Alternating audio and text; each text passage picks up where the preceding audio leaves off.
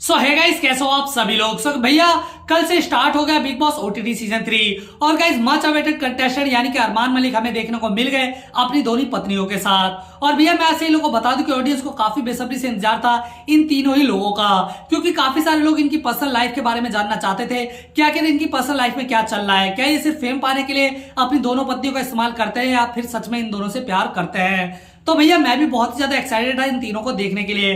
और गाइस जब ये स्टेज पर आए और जब इन्होंने अपनी कहानी बताई तो भैया सुनकर मुझे बहुत ही ज्यादा शौक लगा। स्पेशली गाइस ये पायल मलिक के ज्यादा तो काफी ज्यादा पेनफुल था, क्योंकि गाइस जिस तरह से उन्होंने अपनी स्टोरी बताई कि भैया जो उनके पति है अरमान मलिक, उनके साथ ये एक जगह मिली थी और उसके बाद 6 दिन के अंदर ही उन्हें प्यार हो गया था अरमान से।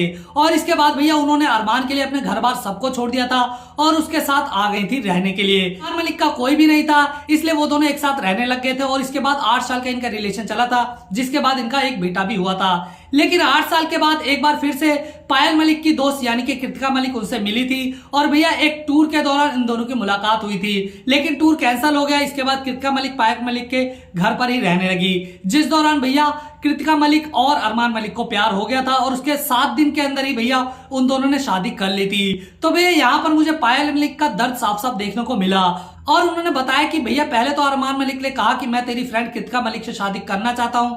इसके बाद भैया पायल को लगा कि भैया तुम मजाक कर रहे हो, जाओ कर लो। लेकिन कुछ देर बाद जब उन्होंने सर्टिफिकेट वगैरह फोटोज वगैरह देखी तो भैया पायल मलिक के जो पैरों तले जमीन थी वो पूरी तरह से खिसक गई। हालांकि ऑडियंस काफी ज्यादा हंस रही थी, लेकिन वहां पर मुझे पायल मलिक की आंखों में जो है आंसू साफ साफ नजर आ रहे थे। उनकी आंखों में जो दर्द दिख रहा था मुझे साफ साफ नजर आ रहा था। इनफैक्ट वो ये भी कह रही थी कि ऐसे वक्त पर ये सारी चीजें हो गई थी कि भैया मेरे पास दूसरा कोई चारा नहीं था कि भैया मैं कोई और ऑप्शन चुन सकूं, क्योंकि उस दौरान मैं अपने पेरेंट्स को भी छोड़कर आ गई थी।